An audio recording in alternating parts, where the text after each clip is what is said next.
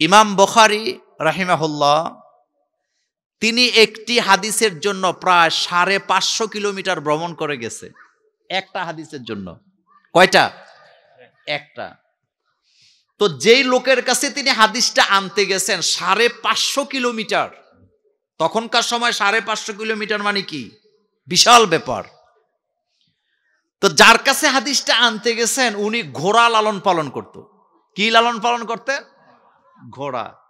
তো উনি দেখলেন ঘোড়াটা কথা শোনে না, সে একটা বর্তন এভাবে ঘোড়াটাকে দেখাচ্ছে, মানে বুঝাচ্ছে এটার মধ্যে বোট আছে, চানা বোট আছে, কিন্তু আসলে পাত্রটা ছিল খালি। ইমাম বুখারী রাহিমাহুল্লাহ কাছে গেলেন, মনে করছিলেন এটার ভিতরে বোধহয় বোট আছে, চনা আছে।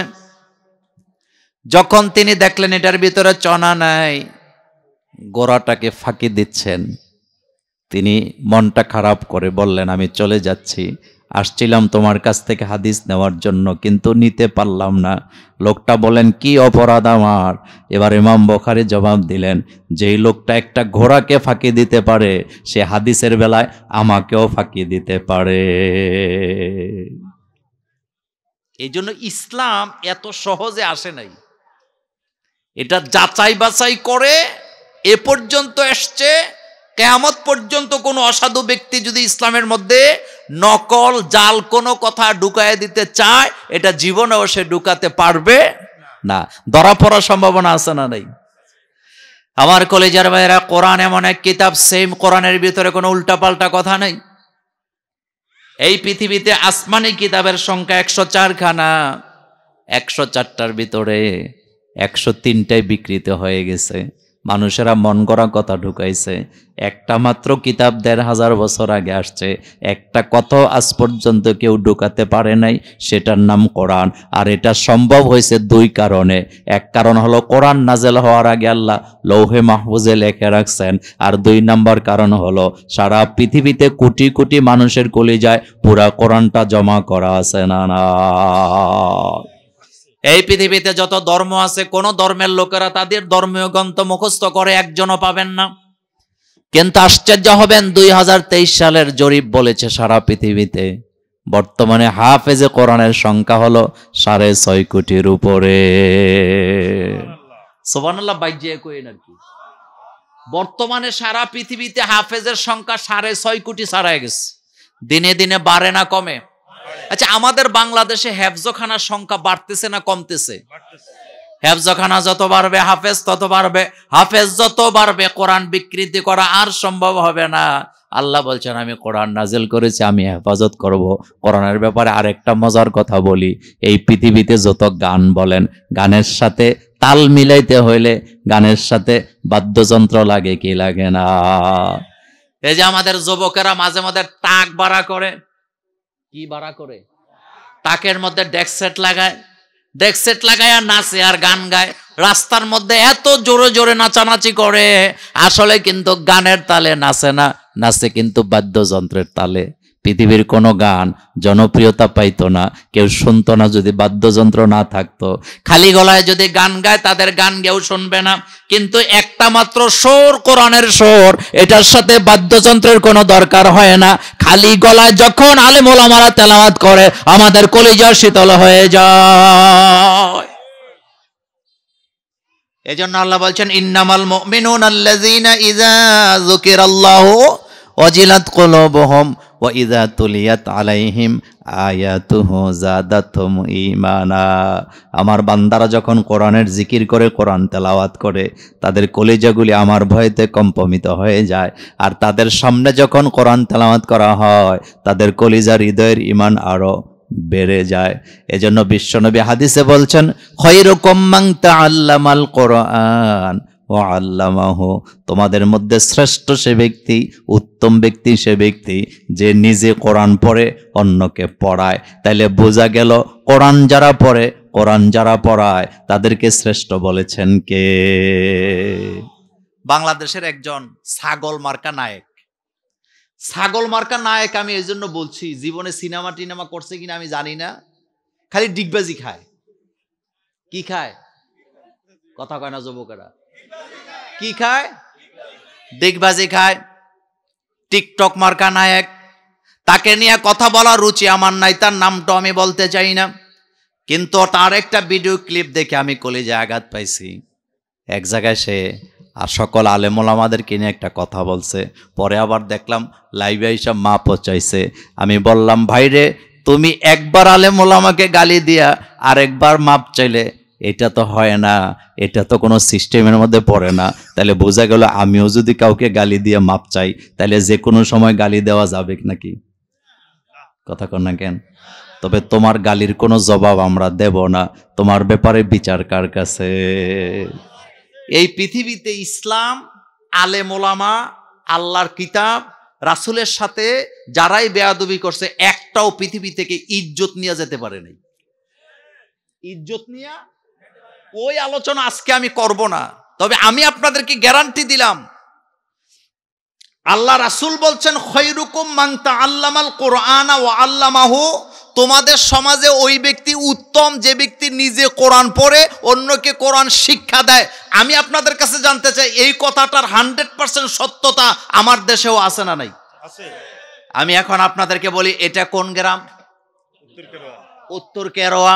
আজকে মাহফিল চলতেছে, আপনাকে আমি যদি আমার ফারুক ভাইরে দায়িত্ব দিই অথবা আমার চেয়ারম্যান সাহেবকে যদি দায়িত্ব দেই, এই ইউনিয়নে যতগুলা মানুষ আছে, যতগুলা মসজিদ আছে, মসজিদের ইমাম, মসজিদের খতিব, মসজিদের মোতাল্লি, মসজিদের মুসল্লি, মেম্বার, চেয়ারম্যান, সর্দার, মাতাব্বর, ব্যবসায়ী, সবার একটা লিস্ট করবেন। তবে লিস্টের মধ্যে সবচেয়ে ভালো লোকটা যে তার নামটা 1 নম্বরে থাকবে, এরপরে একটু ভালো যে তার নামটা 2 নম্বরে, তারপরে যে তার নামটা 3 নম্বরে। আপনাদের এই সমাজে একটা মসজিদ আছে, আপনাদের সমাজ ভিত্তিক যদি একটা লিস্ট করা শুরু করে দেন, ওই লিস্টের মধ্যে যদি বলা হয় এমন একটা লোকের নাম সবার উপরে থাকা লাগবে যে সুদ খায় না, ঘুষ খায় না, মানুষের জমি দখল করে না, টেন্ডারবাজি করে না, মানুষকে ঠকায় না, বিচারের নামে অন্যায় রায় দেয় না, লাল চা খায় মানুষের উপরে জুলুম করে না, মানুষের আইল ঠেলে না। আমি মোল্লা নাজিম গ্যারান্টি দিয়ে বলতে পারি, আপনাদের মহল্লার ভিতরে এই রকমের লিস্ট করলে আপনাদের ইমাম সাহেবের নামটাই সবার উপরে থাকার সম্ভাবনা আছে না নাই? চেয়ারম্যান সাহেব যদি নিজের মহল্লার লিস্ট করে, চেয়ারম্যান নিজেও যদি করে, মেম্বারের নাম 1 নম্বরে রাখবে নাকি ইমাম সাহেবের নাম 1 নম্বরে রাখবে? আরো জোরে বলেন। ইমাম সাহেবের নাম একটাই কারণ, ইমাম সাহেব মেল করতে যাইয়া লাল চা খাইয়া উল্টা পাল্টা রায় দেয় না। চেয়ারম্যান সাহেবরা যদি মেম্বার সাহেব যায় কয়, ও চেয়ারম্যান সাহেব কি লিস্ট করলা, ইমাম সাহেবের নামটা 1 নম্বরে দিলা, আমারটা 2 নম্বরে দিলা কেন? চেয়ারম্যান সাহেব হাসি দিয়া কইব, মিয়া তুমি মেম্বারই করো, কত জায়গায় দরবার করতে যাইয়া মানুষের চেহারার দিকে তাকায় জীবনে রায় দিছ, কিন্তু আমার ইমাম সাহেব এই অন্যায় করে নাই, এটা বলার সম্ভাবনা আছে না নাই? এই জন্য রাসূলের কথার মধ্যে বৈজ্ঞানিক ব্যাখ্যাও আছে। রাসূল বলছেন খৈরুকুম মান তাআল্লামাল কুরআনা ওয়া আল্লামাহু, তোমাদের মধ্যে ওই ব্যক্তি শ্রেষ্ঠ যে ব্যক্তি নিজে কোরআন পড়ে অন্যকে কোরআন পড়ায়। তাইলে বোঝা গেল এদের বিরুদ্ধে যারা কথা বলে তাদের চরিত্রের মধ্যে দোষ আছে, এতে কোনো সন্দেহ নেই। সেই কোরআন আজকে আমরা শুনবো ইনশাআল্লাহ। আসেন আগে তেলাওয়াত করি, যে এই জায়গা থেকে আলোচনা চলবে। আমার সাথে পড়েন, আউযু বিল্লাহি মিনাশ শাইতানির রাজীম, বিসমিল্লাহির রহমানির রহিম। ওয়া ক্বাদা রাব্বুকা আল্লা তা'বুদু ইল্লা ইয়্যাহু ওয়া বিল ওয়ালিদাইনি ইহসানা ইম্মা ইয়াবলুগান্না ইনদাকাল কিবারা আহাদুহুমা আও কিলাহুমা ফালা তাকুল লাহুমা উফফিন ওয়ালা তানহারহুমা ওয়া কুল লাহুমা قولا كريما اخفض لهما جناح الذل من الرحمة وقل رب ارحمهما كما ربياني صغيرا পড়েন সবাই, رب ارحمهما كما রব্বায়ানি সগীরা। দুটি আয়াত আমরা তেলাওয়াত করেছি। আমি সরাসরি আলোচনা চলে যেতে চাই। সূরাতুল বনী ইসরাঈল, এই সূরাটি লম্বা একটি সূরা। এটি আরবি কি মাস বলেন তো? এটা আরবি, এটা কি মাস? রজব। এরপরে কি মাস? এরপরে কি মাস? রমজান। তার মানে রমজানের আর বেশি দিন বাকি নাই। রজবের মাস রাসূল করিম সাল্লাল্লাহু আলাইহি ইসলামের মেরাজের মাস। কিসের মাস? তো মেরাজ নিয়ে আমি আজকে আলোচনা করব না। এই সূরাতুল বনী ইসরাঈল, এই সূরাটির একটা নাম হলো সূরাতুল ইসরা বা মেরাজের সূরা। আজকে আমরা 23 এবং 24 নম্বর আয়াত থেকে আলোচনা শুনবো ইনশাআল্লাহ। লা ইলমা লানা ইল্লা মা আল্লামতানা। আমাদের কাছে কোনো জ্ঞানই নাই, আমরা জ্ঞান পাই কার কাছ থেকে? আচ্ছা আসেন একটা একটা আলোচনা করি। এই সূরার প্রথম শিক্ষাটা হলো আল্লাহও রায় দেন, মানুষও রায় দেয়। আল্লাহ পাকের রায়কে পরিবর্তন করা যায় না, আপিল করা যায় না, কিন্তু মানুষের রায় পরিবর্তন করা যায় কি যায় না? একটু খেয়াল করেন, আল্লাহ পাক বলছেন অকদা রব্বুক, রায়টা তোমাদের রব দিয়েছেন। কদা শব্দটা যদি বাংলায় উচ্চারণ করেন তাহলে কাজা শব্দের অর্থ হলো কাজী, যিনি রায় পেশ করেন।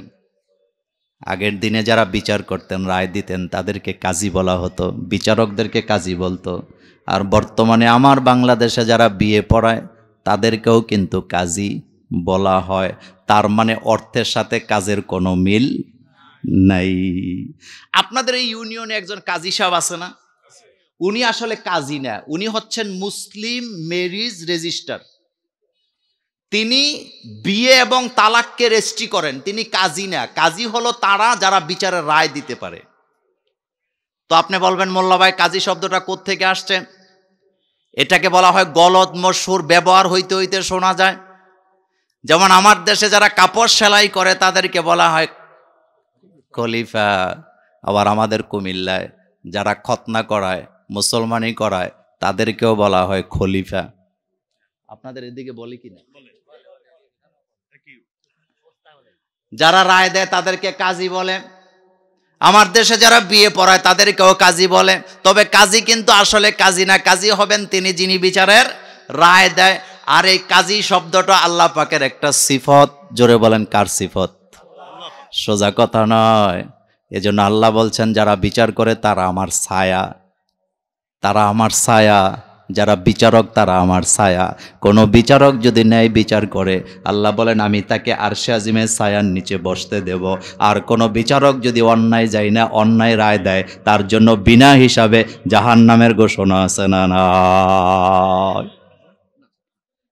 হাইকোর্টের মধ্যে বিচারপতি আছে আমার ভাইয়েরা।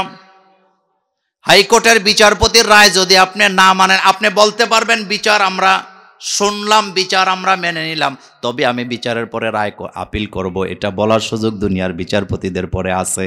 আপনি যদি সাধারণ কোর্টে হেরে যান, আপনি সুপ্রিম কোর্টে যাবেন। সেখানে যদি হেরে যান, তার উচ্চ আদালতে যাবেন। তারপরে যদি হেরে যান, আপনি অ্যাপেলেট ডিভিশনে যাবেন। সেখানে যদি হেরে যান, আপনি রাষ্ট্রপতির কাছে আবেদন করার সুযোগ পাবেন। কিন্তু আল্লাহ রাব্বুল আলামিন তিনিও কাজী। কাজীদের একটা আল্লাহর সিফত, একটা হলো কাজী। আল্লাহ নিজে রায় দেন, কিন্তু আল্লাহ রায় দেওয়ার পরে আপিল করার সুযোগ নাই, এটার বদলানো যায় না। আল্লাহ যেটা যেভাবে দিবেন কিয়ামত পর্যন্ত সেভাবেই থাকবে। না মানলে কঠিন শাস্তি কপালে আছে না নাই? তাহলে রায়টা কে দিচ্ছেন? আল্লাহ বলছেন অকদা রব্বুক, তোমার রব রায় দিচ্ছেন।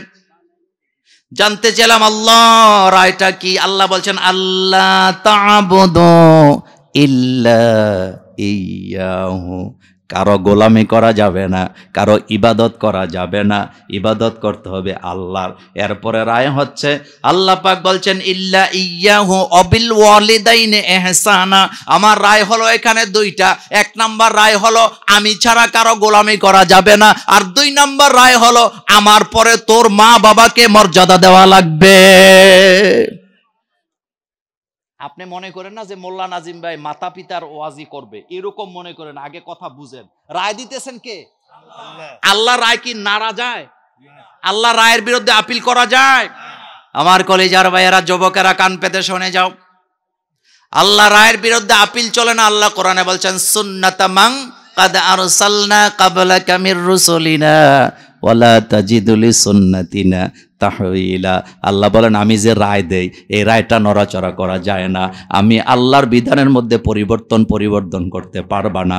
যেটা একবার রায় হয় সেটাকে বদল করার ক্ষমতা কারো নাই। এই আয়াতে রায় দিছে আল্লাহ কয়টা?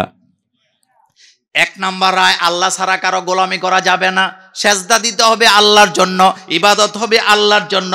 দুই নম্বরে আল্লাহ বললেন ওয়াবিল ওয়ালিদাইনি ইহসানা, মা বাবার প্রতি ইহসান করো।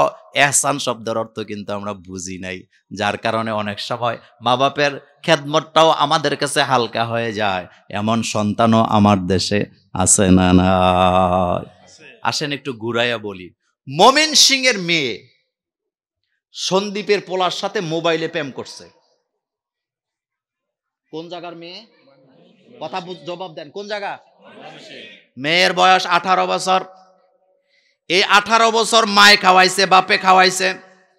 ঈদের মধ্যে মেয়ের জন্য কত নতুন নতুন জামা কাপড় কিনে দিছে। মা বাপ তারে কত আশা নিয়ে লেখাপড়া করাইছে।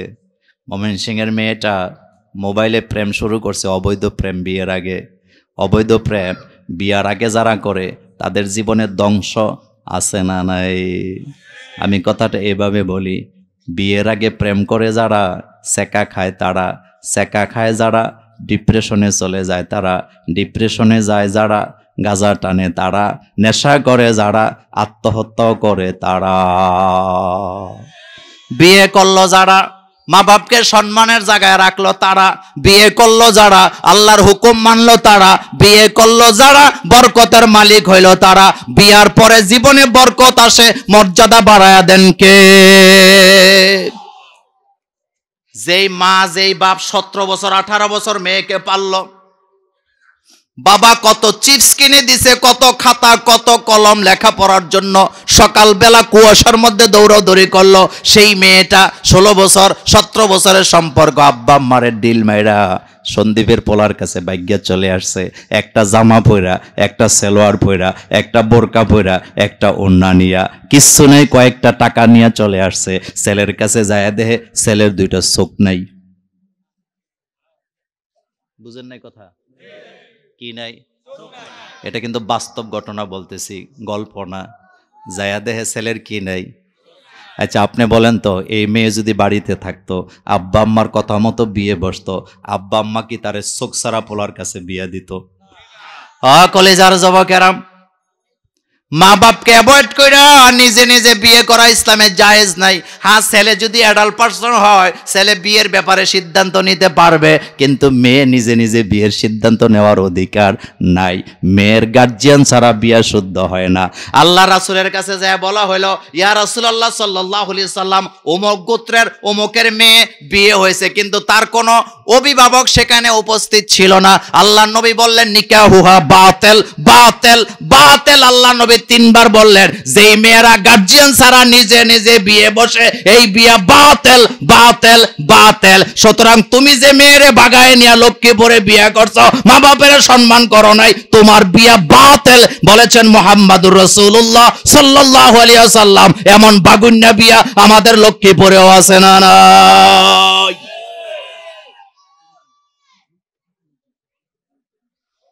এখন মমিন সিং এর মাইয়া কোন জায়গায় যায় ধরা খাইছে? কথা কন না কেন? বাপ সাইরে আইছে, মা সাইরে আইছে। সাংবাদিকেরা জিজ্ঞেস করতেছেন, চোখ নাই পোলার কাছে আইলা কেমনে? কয় মোবাইলে প্রেম করছি, দেখি নাই।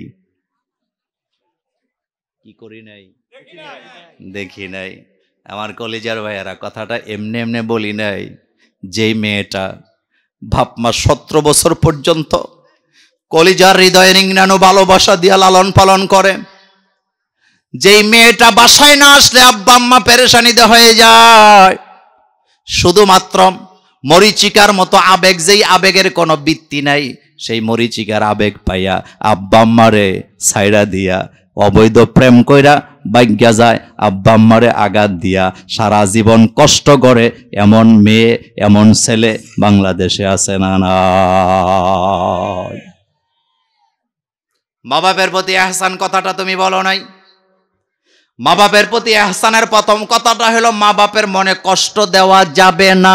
আর মা বাপেরও মনে রাখতে হবে ছেলে মেয়েকে বদদুয়া দেওয়া যাবে না। আমার বাংলাদেশে অনেক মা বাপ আছে কথায় কথায় ছেলে মেয়েরে বদদুয়া দেয়। রাসূল করিম সাল্লাল্লাহু আলাইহি সাল্লাম বলেছেন হলো মুস্তাজাবুদ দাওয়া। এই মুস্তাজাবুদ দাওয়ার ভিতরে আপনি দোয়া করলে যেমন ছেলে মেয়ের জন্য কবুল, আপনি বদদুয়া দিলেও কবুল হয়ে যায়।